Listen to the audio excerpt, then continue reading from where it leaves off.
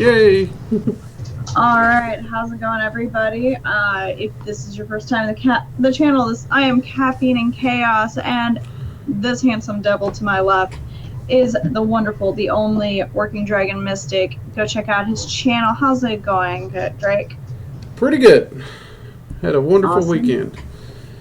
Good. Went to a So, Christmas party. We won a Nintendo game thing light. What's that called? the Switch Lite. Yeah, that's the one. Weren't you asking me about if it was worth buying one? We have been considering buying one where we both game, and the way the Switch worked was actually like, well, that sucks. We need two. So now we're actually looking at getting a standard Switch for the house, and she can take the Switch Lite on deployments. So that's kind of nice. Boom! Look at that. You didn't even have to go out and buy two. You can just buy one now. Yeah. That's freaking awesome. Well, for everybody who is new to my channel or new to seeing this on a Saturday, I am Caffeine and Chaos, but on Saturdays we dedicate things to the supernatural and learning a little bit about magic, and that is magic with a CK. I am providing the, pop culture references and, the I'm an idiot viewpoint. And we have Drake over here, who is our in-house expert on all things magical. At least that's what I call him. He just, he calls himself a magician or some silly stuff like that. Mage usually, but yeah. So if you guys paid attention to what our title says, we're going to be going over magic books today. What that means, grimoires, Book of the Dead. I have very minimal knowledge of it actually being used in the real world, but if you've ever watched Hocus Pocus, for instance, or The Mummy, or Sabrina, I keep going back to Sabrina because I've recently re-binged it, and it's still like one of my favorites, and season 3 is coming out soon, and I'm super excited about that. Pretty much anything that you've ever read probably that encompasses the realm of magic has some kind of magical book related to it. And so that's what we're going to be talking about today. So for starters, what is a grimoire? What is a magical book, and what is its purpose? Well, when we speak of grimoires, we're talking about usually the much older books, possibly the most famous being the Key of Solomon, or the Clavicle, which has the Lesser Key of Solomon and the Greater Key of Solomon. And all the ritual magic and the conjurations are in those two works of his. And there are others, Grimoire Verum and stuff like that. And a lot of people have trouble with these books because they don't make a lot of sense. And a lot of people will approach these books thinking that it's going to contain a step-by-step how to do the ritual or spell. The truth of a grimoire is it's more of a magician's working journal. Or it's a book of notes that a magician would have passed on to their student. So there's actually a lot of bits and pieces that are missing because the magician would have already known those little bits and pieces instead of having to rewrite it every time. The notes that he needed to record is the only thing recorded. Okay.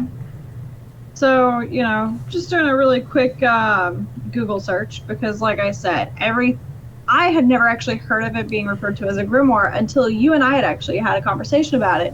And so I was like, okay, magic books actually have a real name. That's kind of cool. I've also heard of tomes, which I pretty much reference video games for that because a lot of video games reference tomes, and that's pretty much all I knew about them. But pretty much every book, movie, any kind of pop culture reference you get, it gets referred to as the Book of Magic, the Magic Book, the Dark Magic Book, the Book of Souls. You do a quick Google search. Yeah, I'm using Google right now. Shout out to whoever the hell runs it.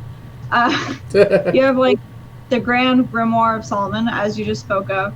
You have the Book of Shadows, the Book of Ceremonial. I can't read the rest of that. The Key of Solomon, Grimorium Verum, Munich Manual of. I can't read the rest of that because it's all short and stuff. But ultimately, there apparently are a lot of different grimoires or famous grimoires out there. You bring up the fact that, a magician, it's kind of his journal of what he keeps track of everything. Um, Aside from the Book of Solomon and the Key of Solomon, are there any like ancient texts that have been put out there that what's the best words for putting this, that encompass what people would think of when it comes to magic? Like, are there any that would be considered almost like a Bible, if you will, of Um, magic? Now, Because I would I was going to assume say yes until you threw the Bible. word Bible of magic in there. Um, and that's because a lot of on the magic side, it's more just a system or process. So, I mean, there are some that claim to be very old, but we can't really date their authenticity. And there's some that would even argue the age of the Key of Solomon. That being said, the closest thing to a Bible of magic, if you really wanted to go that direction, would be what's referred to as a Book of Shadows, and that's often used in Wicca. Okay. And the reason for that is it differs only slightly from a grimoire, but it's more based on the spiritual/religious practice of either that group, coven if you wanted, that family's practice, or even the solitary practitioner's practice. So instead of just spell work and ritual work and stuff like that, and sigils for conjurations and stuff like that you would find in a grimoire, because it's more of just a magical practice notes. You would also find the spiritual holidays and stuff, how those are celebrated, rituals of worship just for worship's sake. Okay. So, like with Yule coming up, you'd find exactly how your group or your personal practice would celebrate Yule. What foods do you use? Why do you use them? What rituals do you use? What gods and goddesses do you call during that time period? All those things, for whatever your tradition of Wicca or witchcraft is, the more religious side of it, anyways, because there are some witches that aren't religious, I understand that, but on the religious side of it, all that added information is really kind of what separates grimoires from Book of Shadows originally. This day and age, people started just kind of using them interchangeably. Okay, so like we'll start off with like Sabrina, because like I keep going back to that. It's like one of my favorite shows right now.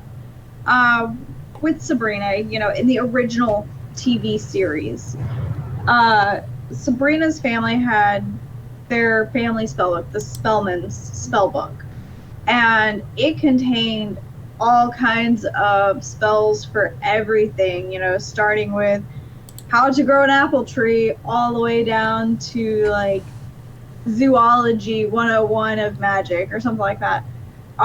Would you consider them to be something of that nature where they just contain a little bit of everything, or they're like the one-stop shop?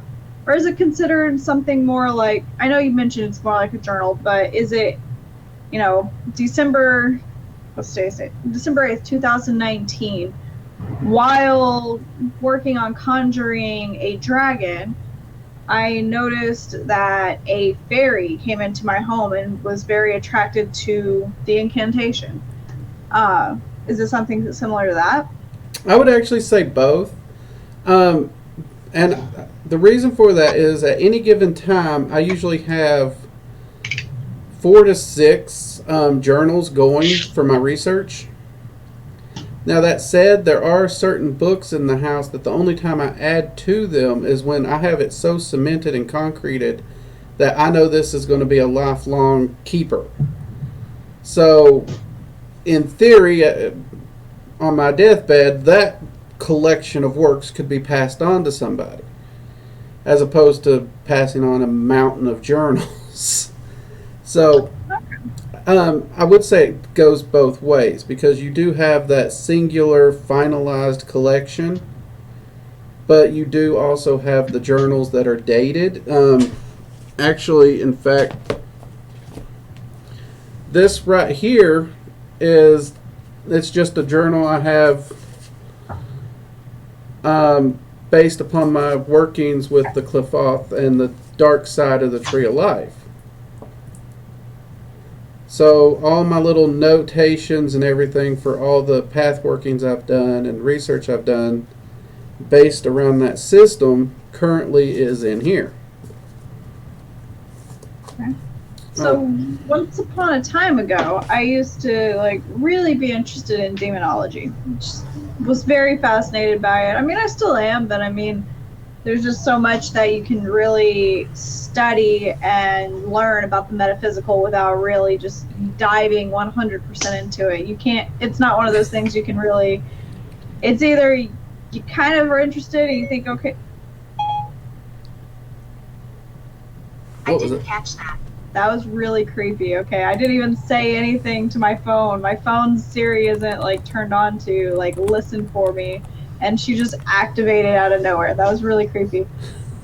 Anyways, as far as the metaphysical goes, I know it's one of those things where it's either you dedicate a lot of time learning about it. It's not one of those where you can just kind of spend some time and then be satisfied. Like it's one that it takes a lot of time to really understand and get to know and all that. So it's just, you know, I can never dedicate myself to a single thing for very long. Long-time viewers of my channel will admit that I take a lot of breaks when it comes to streaming. But would the Book of Demonology be considered a grimoire? Or anything that has to do with creatures specifically, such as the study of the metaphysical creatures of the world? I would say yes. There may be magicians and practitioners who would disagree with me on that, but in the classical sense of the word, I'd say yes. And a good example of this is the author Michelle Belanger. I hope I'm saying her name right. She created a book called the Dictionary or Encyclopedia of Demons. And her whole point in this book was nothing but to collect all the names and all the descriptions of these different demonic entities into one book. So it's a pretty good sized book about like that. And she even described her process and everything and how she done it. So many of she had to confirm the entries in certain ways before she'd even put them in the book. But in the classical sense of a recorded record, that could be considered a grimoire. Even though it's mostly a reference book, it still contains a great deal of information about these demonic entities. And when you consider the power that magicians and magic puts into a name, you have a massive book of names. Okay. So go ahead. So, I mean, that would be a book on demonology where you do have that collection, and yeah, I would consider it a grimoire. Now, whether or not anyone can pick it up and know how to work with those entities, again, that's may not be the case, but most grimoires don't have all the details laid out either. Okay. Typically, would you find, is it possible, aside from the Book of Solomon obviously being like the number one to go to as far as published ones, are there any that you would recommend for people who are starting to get into practicing magic of any type? Are there any that you would recommend to them to look into? And why would you recommend that one or those? Yeah, I'm trying to think, because that's a big question, because it depends on the type of magic you're looking into. But if you're looking into witchcraft or Wicca, those kinds of things, or even just general magical knowledge, my go-to book series is the Temple of Witchcraft series by Christopher Penczak. There's like 4 of these books. I actually have them back here on the bookcase because The way he approaches them gives you a good foundation of magic, period. Now, it is from a witchcraft religious sort of point of view, but he gives such a broad overview without locking it into one specific tradition that regardless of what you're looking for, these 4 books can really help you. And it starts with the inner temple of witchcraft. So this one focuses on you, your meditation practice, everything you really need to start building that foundation. And then you have the outer temple, so now you're getting into more external magics.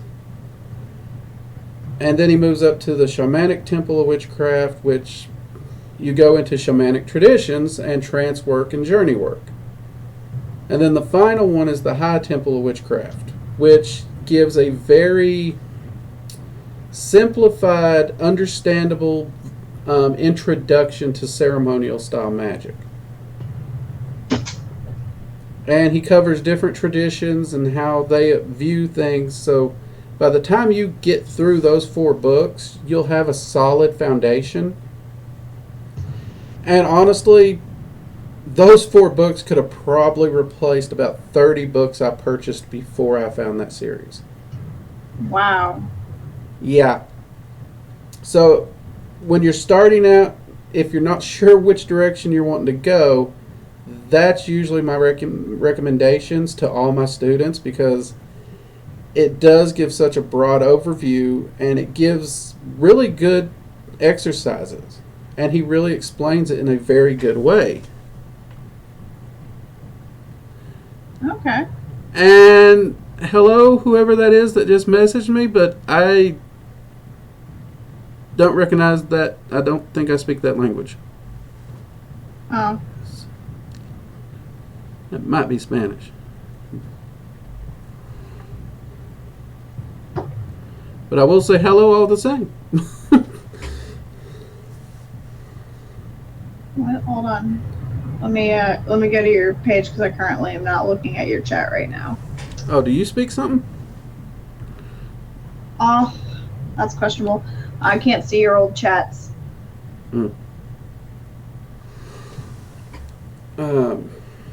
Now, that said, let's say you actually know for a fact you want to practice ceremonial magic specifically. Okay. There's a book called Modern Magic by, I want to say it's Daniel Craig. It's a great workbook. He literally walks you through it chapter by chapter like you're taking a class in lessons. And there's exercises the whole way through. Very similar to how Penzak set his up. That's actually pretty. Yeah. So it's like working yourself through your own online class of ceremonial magic. And that, in my opinion, for traditional ceremonial magic is one of the best books you can pick up. Okay. All right. So, are there? So, looking back at like shows like Charmed, The Mummy, a lot of books specify like end of days type stuff, and a lot of it can be kind of creepy if you just take it for face value and you go, "Oh, this is dark magic, and we're all going to just enjoy a little hangout session in hell" kind of books. Would you give those any validity? Would you where do you think the shows like that, where do they get those ideas that the end of days kind of magic and those kinds of spells? Well, I have 2 thoughts on it, and I think it's actually 2 sides of the problem or ideal. And that's one, every culture throughout the ages has had their myth or legend about the end of days. Period. Obviously, Revelations and Christianity probably definitely is leading the pack right now for most people. Norse mythology, Ragnarok's like the entire mythology in Norse mythology is built around the concept of Ragnarok. Yeah. So I think a lot of it comes from the fact that every culture, whether it just be a cultural ideal or even a religious ideal, the concept of the end of days coming and that's it, Earth is gone, it's just been there. So in magic, it plays a part too because there has been a, let's say, very hard push to what most people might consider ethical magic or correct magic or staying in the light with magic. So they really try to push that viewpoint. And a lot of it's kind of, in the 20 years I've been around it, it seems more of a PR concept that got out of control. Because when magic started resurfacing, they very much were combating the fact that any form of magic, didn't matter what it was black magic and evil, according to the church.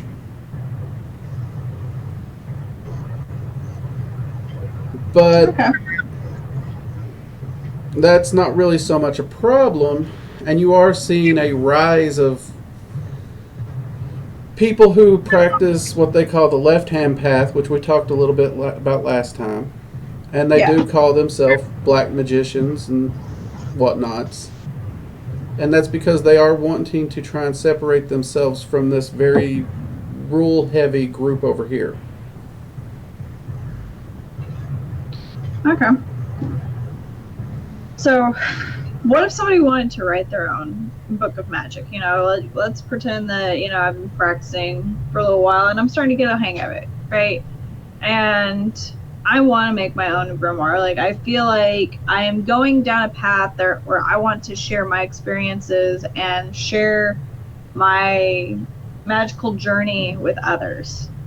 Where would I get started on that? Well, I can tell you how I've done it because I've actually had to record a lot of this for my classes. Most of my classes, okay, let me take that back. All of my classes, I don't publish anything unless I know it works and it meets my criteria of when I do something, will it manifest results 85% of the time or better? And most people say I'm crazy for putting that criteria on there because that's expecting a high result yield. But it's magic, people, come on. So all my classes have that. So the first place you have to approach it, in my opinion, is you actually have to test it over and over and track it and ask yourself, does this process yield results and work? And if it does, then hopefully you can test it some way with other people. But not everybody has that option. But once you have it streamlined to the fact where you know it's yielding consistent results, at least for you, at that point you need to record it and put it in a way that, whether it's on video, on paper that's readable, you have to record it and get it down to where you can share it. So now that we're getting into a digital age and more technology focused than, you know, back in the day where, you know, paper and pen was the primary way of sharing that kind of information and sharing publications, would you consider the work that you do and the videos you share on YouTube and the recordings from this, would you consider them like a digital grimoire? Shit! I hadn't thought of that. Like, if you compiled all of these into kind of a video library on your website, would you consider that more like a digital grimoire of sorts? Yeah, actually, I guess you could, because the video library that we're putting onto the YouTube channel, it's actually, I mean, I call it beginner. For anyone who's trying to get started and find out if they want to follow this path, it's a good place to start. But I've had some people claim I'm putting information that's too advanced for beginners. Not because that it's dangerous. They don't think I should just be giving it away for free is what they're telling me. But yeah, that would actually be a kind of grimoire or record of magic in a digital age, which I've never thought about. Kind of like how Star Wars has the Jedi and Sith holocrons, where instead of having to read the book, the little hologram pops up and talks to you. I mean, that's essentially what these videos are turning into now. And we are trying to get all the classes recorded and up, but those aren't free, unfortunately. Oh man. Just kidding. I just come to you with my problems, and you just tell me how to fix them. I let a leprechaun into my bedroom, and he won't leave. Help. Well, if he's throwing gold at you, who cares? Well, I mean, they're little greedy bastards. They don't want to share that. Well, that's true, too. And actually, if you steal the gold, you can end up in a world of hurt. Exactly. So I don't want that. Okay, so we've covered, what a grimoire is. Can you make your own? Would this be considered, or are there such things as digital grimoires? How to start your own grimoire. I feel like we've kind of beat grimoires in the head a little bit today. I feel very proud of us on that, because we typically don't cover this much space with a single topic. There is actually one area of grimoires that I get asked about a lot. Let's hear it. I don't know your FAQs. Yeah. Tomes of Power.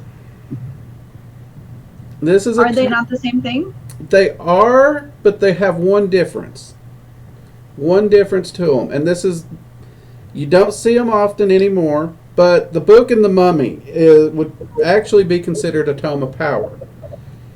Because the power resided in the book, not the person this time. So how does that happen? Well, that's the part that's debated, because an actual Tome of Power has not authentically been recorded. I think Aleister Crowley figured out how to make one, or so he claimed in one of his old journals or letters. And there are people who claim to have figured out how to do it. But the idea behind it is that power resides in the book. So, for example, let's say I've got a bunch of spells, rituals, or even entities journaled in this book. You wouldn't actually have to know how to do the rituals. If you had the book, you could harness the power. That's the concept. Which, that's actually a scary and dangerous thought. Yeah. Okay, since we're bringing up books that contain magic within them, my cat's having a spaz attack. Let's go back to Hocus Pocus. You've seen that, right? I'm assuming? It has been a long time, but I have seen it. That's the one where the witch rode the vacuum cleaner for some reason. Yeah. Yes. Yeah. Sarah Jessica Parker.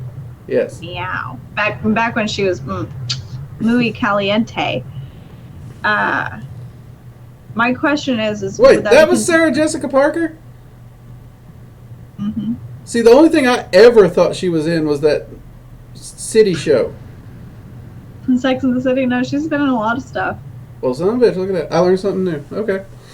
Moving on. Look, I taught you something today. Okay, so her book. So, Winifred's book was supposedly created from some souls and, using the skin of man and stuff. But it was a living book. Like, it had an eyeball. It, reacted to Winifred. All that jazz and stuff. Would that be considered a tome of power? Would that be considered like a grimoire? Because it doesn't necessarily have power within it to do its own spells. It can turn its pages to a spell, based upon the user's necessities. Like if Winifred goes, I need to suck some souls today. Give me my spell for sucking souls. And then it'll go, and it'll like show her the specific spell she requested, and then she'll go and do her witch's brew and come back and start, having Sarah Jessica Parker sing to the children and suck the spells or suck the souls of the kids. This is where the lore gets a little sketchy because, like I said, there's not a lot of recorded lore about this. But to me, that sounds more like an intelligent object because it sounds like Winifred is still having to use her power to do the magic. Whereas, let's say the Necronomicon in Evil Dead. Yeah. They didn't know what they were doing. They weren't harnessing anything particular. They just read from the book. All the power was in the book and the words in it. And then, like idiots, they said all the hell loose. So, in Evil Dead and that trilogy of movies, the Necronomicon, I would definitely put in that Tome of Power concept. Same thing with the Mummy. They didn't have to know what they were reading. They didn't have to know anything about magic. They just had to be able to read it. Okay, so even if a person wasn't practicing magic, if they spouted off a spell, like, how we're going to go with how kids, being kids, are like, ooh, I want to become a wizard, just being little jackasses, because how I feel about most kids. Just trying to fuck around, mess with their best friends and all that good jazz. And they stumble upon this book. Like, let's say that they did stumble upon Winifred's book, whatever, and they read out loud the spells. They're not practicing magic themselves, but if the spell itself is spoken, then that makes it a powerful tome of power. It doesn't make it a grimoire. Well, like if something does happen. Yeah, a Tome of Power is a grimoire. It's enchanted in a way that the power can be passed from person to person without earning it, essentially. Okay, so what makes them different then is that if I read a grimoire and I spouted off an incantation, essentially nothing should happen. If I'm just reading it out loud. Right.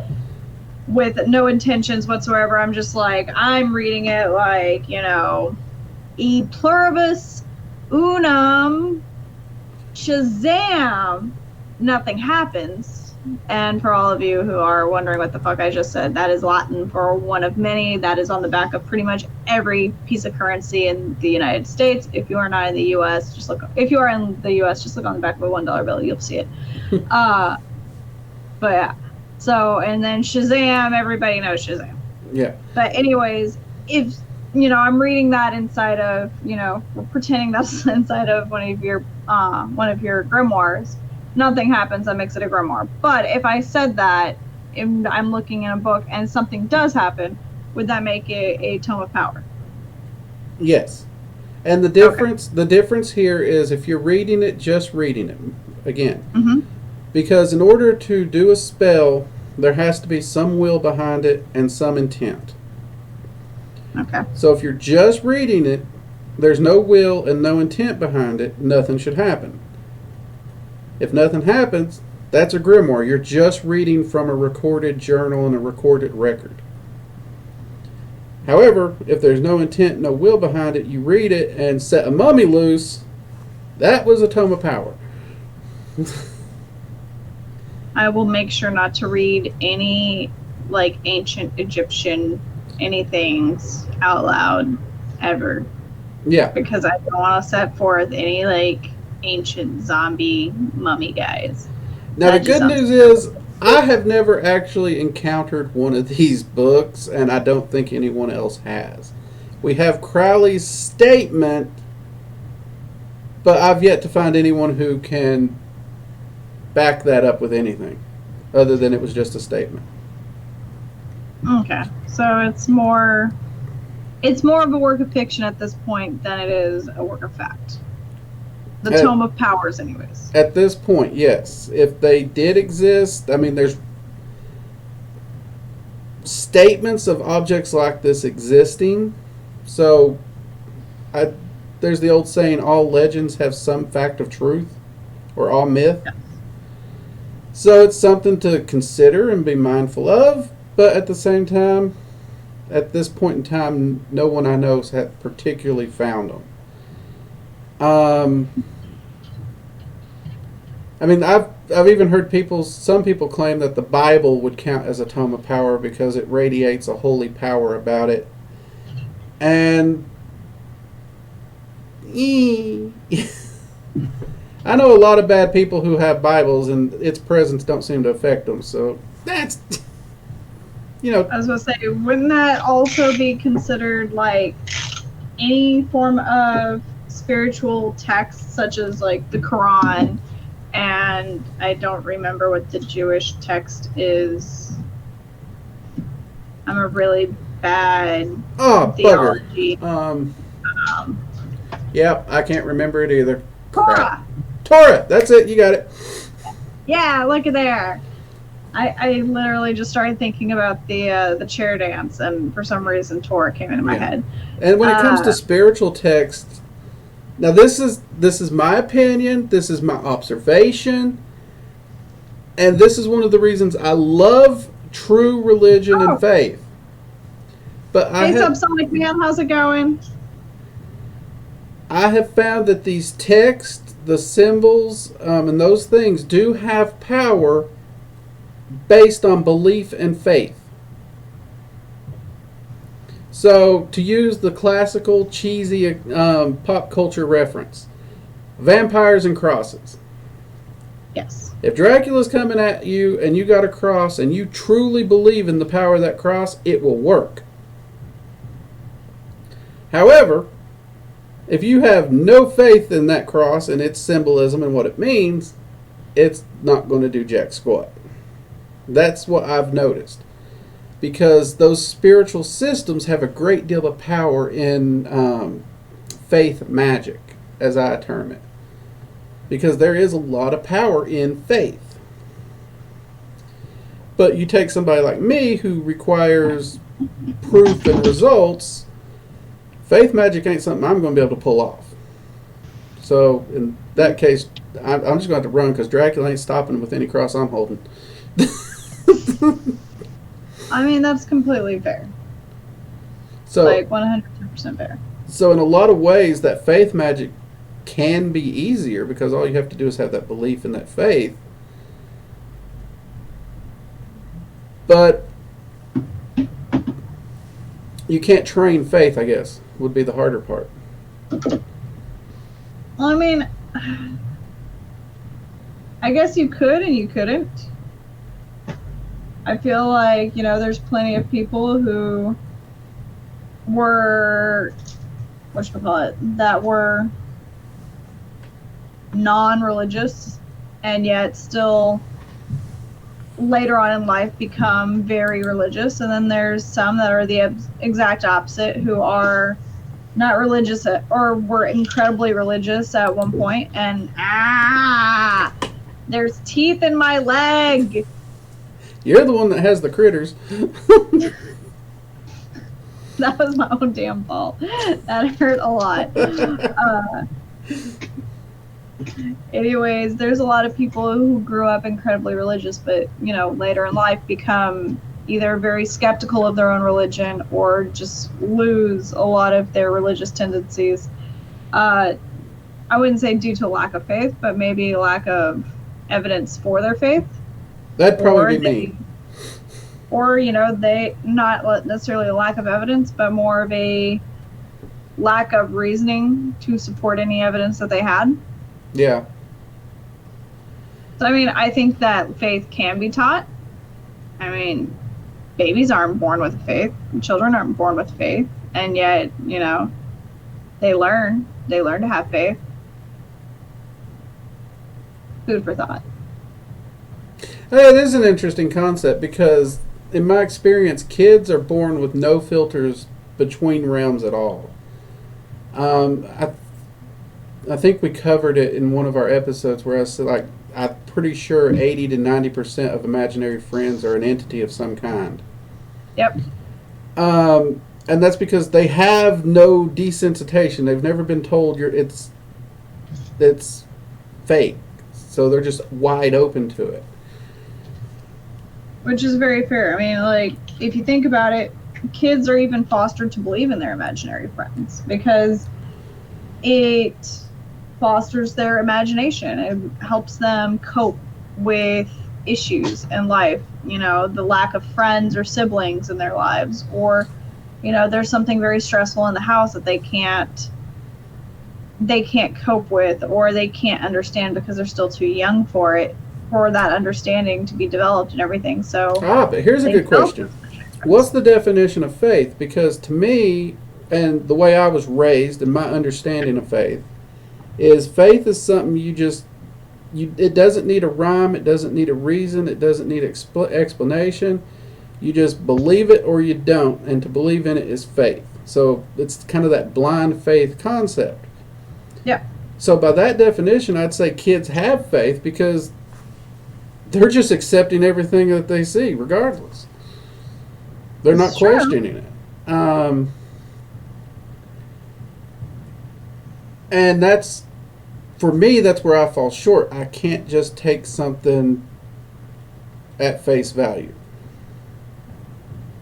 That was where my problem always came. And unlike Garth Brooks and his song, unanswered prayers aren't something I'm going to thank someone for.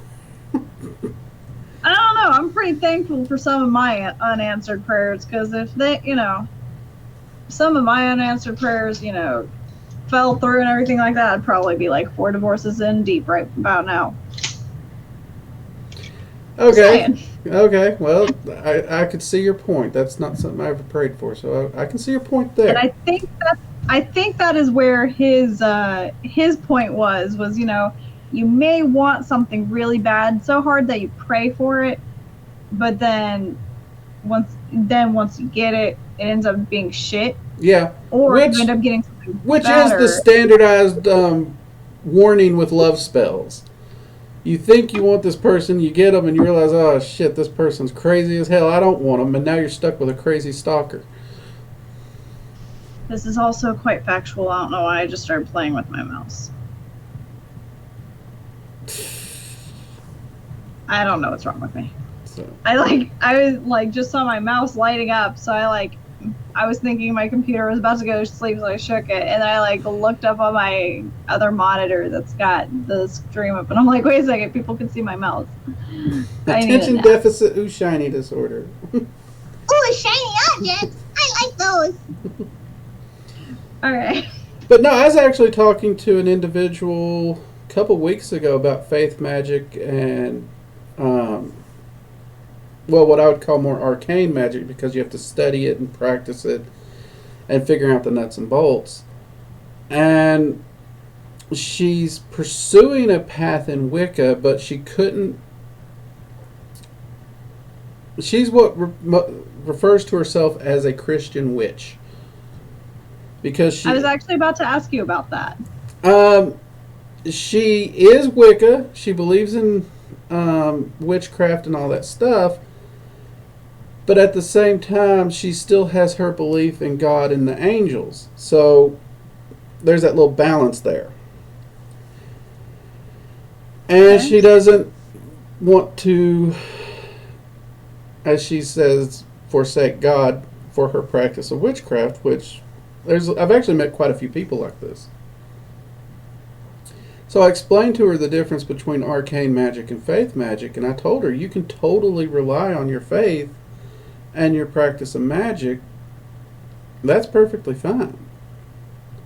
I was like, now if you want to join like a coven, that, let's say a Gardnerian tradition coven, that's a very specific religious tradition in Wicca. They might have an issue with it. I can't say one way or the other, because they specifically worship the god and goddess.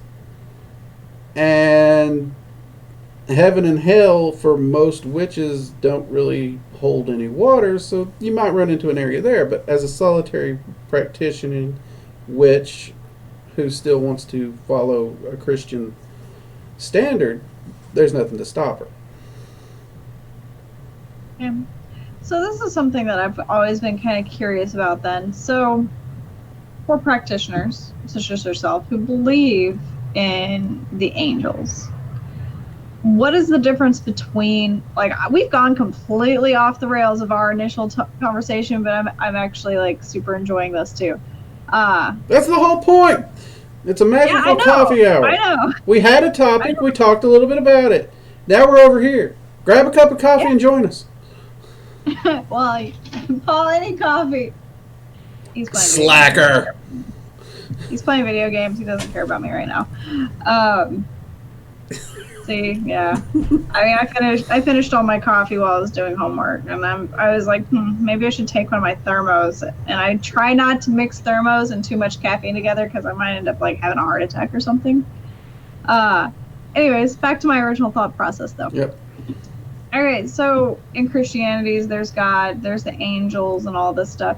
We've discussed angels just a little bit and fallen angels, and then we haven't actually covered the difference in them. I actually wanted that to be one of our topics in the future. But if practitioners believe in angels, why is there no like necessary a God? Or when you say angels, is this a completely different scenario? Because most religions do believe in demons or in dark entities. However, not every religion mentions angels. Angels tends to be more focused on the Christian religion. Yeah. And here's the funny thing. And this one it's the first time I actually saw my mom speechless. Because she asked me how I don't believe in God, and my response was, I never said that. Because I do believe in the Christian God. There's many names he goes by, Yahweh, Jehovah, plenty of names of God. And in fact, even to this day, I still work with Jesus. I've done many an evocation route with Jesus. My approach to working with him is probably different than most people's. Now, his dad and me, we don't get along super well. It's not that I have an issue with him. It's just I have the issue with locking myself into one path only and follow your rules or else. That's really where we run into issues. But I do believe in that God. And when it comes to angels is a large category. And if you actually look up the descriptions of angels in the Bible, none of them in the Bible look like a human with wings. It is they look like, almost every time they're mentioned in the Bible that I can think of, they're called something with a terrible appearance. And many of them don't. Some of the descriptions have them like a wheel or an orb with wings. Let's see here. Checking it out. Angels were created by God. Yep. Oh, that's a fact. They were created to live for eternity. They do not experience death. They were present when God created the world. Okay. They do not marry, and they do not reproduce.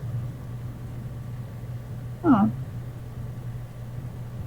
Angels are wise and intelligent. I like that.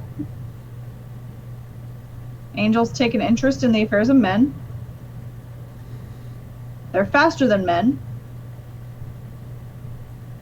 It just says they seem to have the ability to fly, but it doesn't say that they actually do.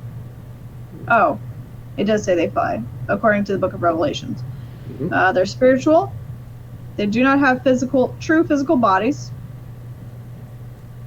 They're not to be worshipped. Subject to Christ. They have will. They express emotions like joy and longing. They are not omnipresent, omnipotent, or omniscient.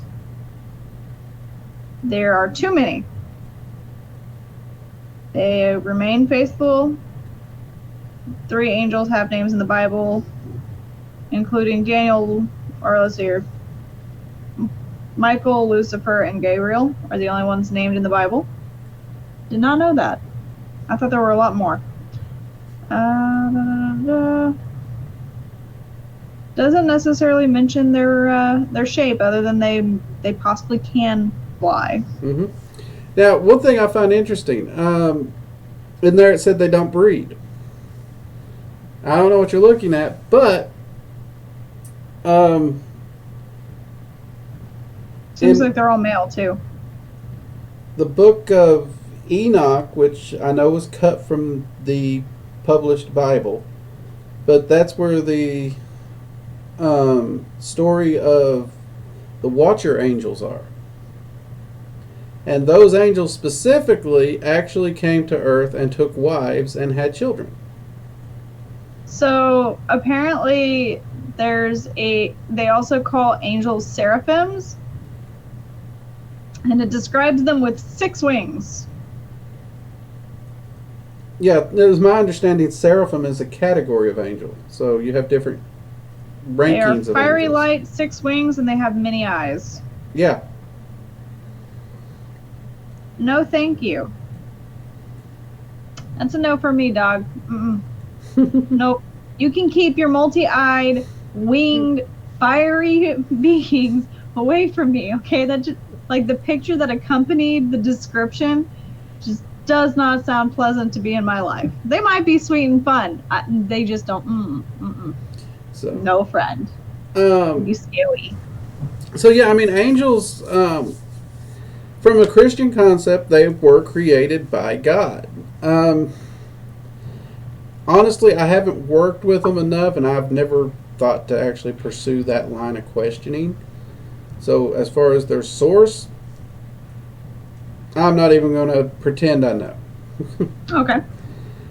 However, all the angels I've worked with, they do seem to follow that very stringent order, kind of unflexible right and wrong concept.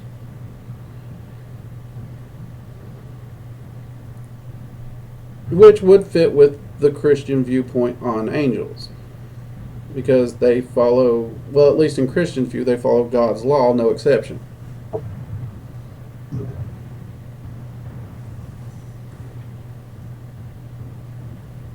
Okay, I can get that. I can get behind that. I have no clue where my brain just went. But no, that's really interesting. So, what's the difference? Okay, I'm just going to go ahead and break this, and we can actually dive deeper into it next week when we have more time. But what's the difference between an angel and a fallen angel, and their purpose in magic work? The major difference is the fallen angels are said to have turned their back on God. Okay. They no longer serve God. So and depending on the stories and the viewpoint, they serve themselves and their own desires and their own will. And in some accounts, all the fallen angels were part of the rebellion when Lucifer done his little deal and was cast down to heaven. So what are their purposes within magic work? A lot of magicians work with them because these entities value free will above all else. They were willing to get thrown out of heaven in order to have freedom of choice and free will. And to live as they saw fit, not as some other entity saw fit. So a lot of magicians work with them for those reasons, and many of them work with them to achieve their own ascent in godhood. So many magicians believe it's possible to gain enough power and enough knowledge that when you pass on from this life, instead of just continuing the circle of reincarnation or heaven or hell or whatever waits you in the afterlife, you can actually take your place as a deity in the multiverse. Okay. Interessante. So, If your person in the chat speaks Spanish and he's mad at me for butchering Spanish, I'm sorry. Oh, They haven't said anything else to me. So, okay. Well, I haven't seen anybody say anything in the chat other than Subsonic Man, which he's a good pal of this channel, and I hope he enjoys hanging out and lurking if he's still around right now. oops. Yeah, no, that's pretty cool. I know that I talked to somebody who's all about like angel readings, Yeah. and aura readings and stuff like that, and I had never really heard of either one of those, and I wasn't really, well, I knew about aura readings, but I had never heard of the angel readings part. So I just thought that was kind of an interesting, just a very interesting topic. It's a big thing that's catching on because you have a lot of practitioners interested in magic, and they're honestly still, they're really terrified of anything that might be gray or negative. So angels are kind of like that safety net of all is good here. And so practicing with angels, angelic readings, and that kind of angelic working, even outside of Christianity, has really been growing a lot because it's kind of that magical safety net where you're not doing anything bad. Is that right or wrong? I'd say do what you do, and if it works for you, go for it. Because really, when you look at it from a universal perspective, right and wrong, good and evil, those are really kind of human concepts. And it also kind of depends on, you know, who you are and like your viewpoint on it.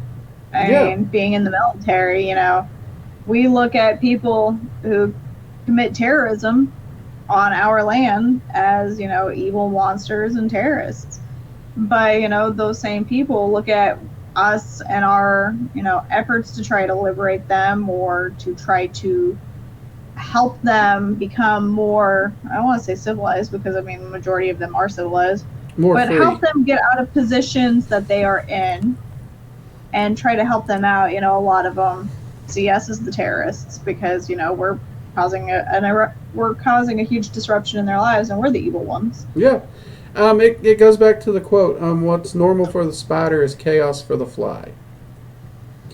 Well, so flies are chaos anyways. To try and split something down just straight down the middle, that I think is what gets people in trouble. Because I know a lot of left-handed practitioners that do far more good for their communities than most of the right-handed practitioners I know. So, Okay. If you look at your involvement in your community, your charity work, and what you do to help your fellow man, and list these off as this makes a good person, then these supposed black practitioners over here are the ones doing all the good. So that's why for me personally, it's hard to just split it down of this is evil magic, this is good magic, let's go. Okay. And like you said, I mean, as the military, you have your viewpoint, and honestly, I agree with your viewpoint. But someone else, their position, their belief system, where they're standing, that changes that viewpoint. And It's facts. yeah, so you know, I'm one of the people. If you treat me with respect, I don't care what your beliefs are. I'll treat you with respect. Facts. And didn't you say that a lot of your customers tend to be people who are Christian who have pretty much exhausted all other choices to try to take care of their metaphysical problems? Yeah. I'm a good chunk of, if not, yeah, I'd say most of my customers do tend to be Christians. The other half of my customers are actually just people who, they're not Christians. They don't really have one path or the other right now. They're just seeking. So the fact that I teach in a way that it's like, take this information and find your path. They're really drawn to that. And a lot of them's turned off by the current our way or no way standard that a lot of traditions currently have, whether pagan or Christian. See, to me, like, no matter what kind of business it may be, whether it be, metaphysical, it be magic, it may be religious, or any kind of thing where money's going to be. I'm concerned about my cat right now. She's interesting. But anyways, if there's any kind of business, there should never be it's my way or the highway. Like, you should be willing to work with whoever comes to you for help. Give them your opinion, give them your path in which you plan on handling a situation, and then move forward. Yeah. I mean, a good example is we had a video go live this week for Yule. Now, the whole concept behind this was an easy, simple Yule. We wanted, if you don't have a Yule practice, we wanted to give you ideals on how to celebrate Yule in an easy way. Because of that, a lot of your Wiccan traditions that they have literally your checklist of this is how you celebrate Yule, that video got removed from a lot of forums that I'm on with people who have questions because they didn't agree because it didn't meet their checklist. Gotta love it. People are so silly. And the irony behind it is I actually shared it to a forum, an occult forum with Christians. It's a Christian occult forum. I accidentally shared it because I didn't actually mean to share it there because I try to respect the whole Christian concept of that forum. Yeah. But it's still there. It's got more likes there than anywhere. I've had lots of communication, questions, and it's sparked a lot of really great conversations. And a lot of these Christians didn't know many of the Christmas traditions came from these old world traditions. And they thought it was pretty cool.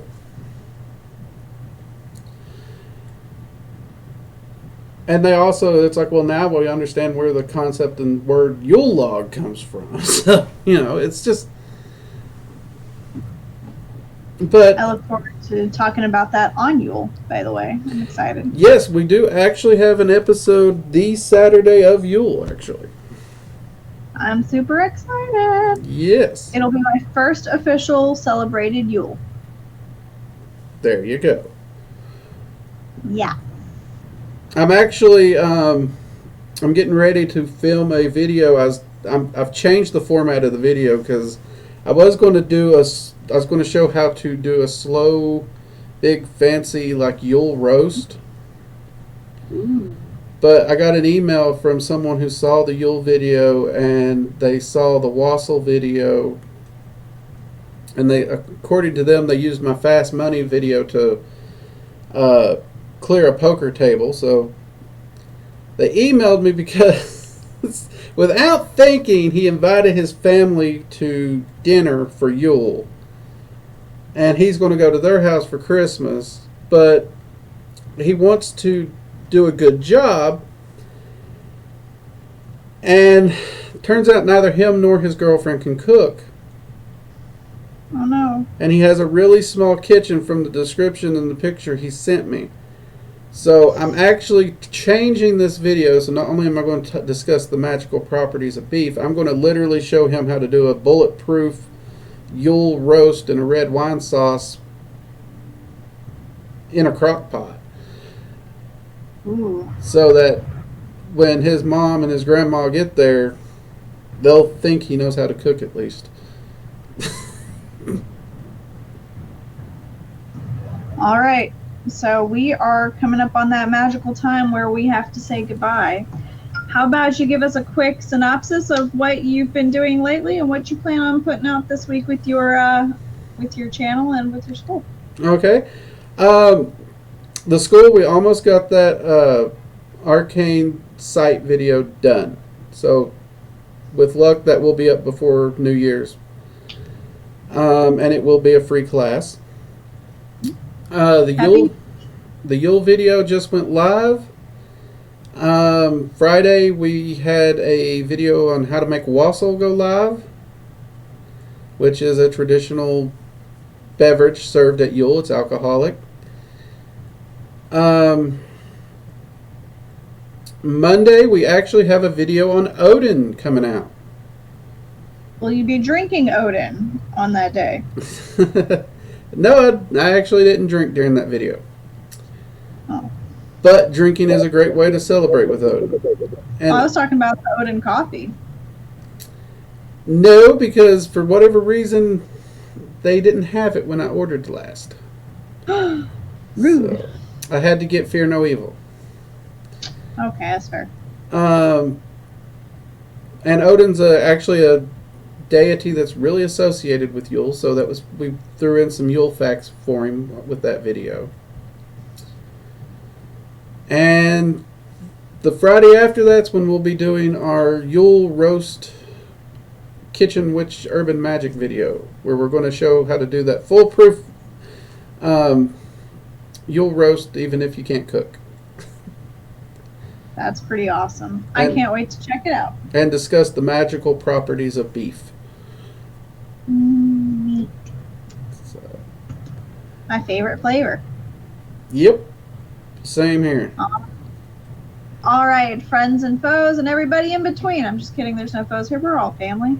Even if I want to poke you in the face. Just kidding.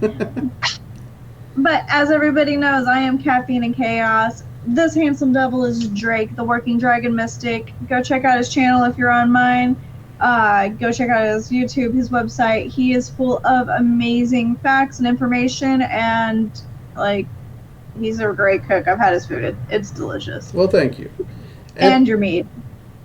So, he's a fantastic human being. If you're not following him, you better be following him already. Tune in next week, and we will be continuing on. And I think we already know what our topics are for next week already, so we'll be getting in on that. Yay! So- We're ahead of schedule. So, stay caffeinated, cause some chaos, and have a magical week, everybody. Yep. Bye. Take it easy.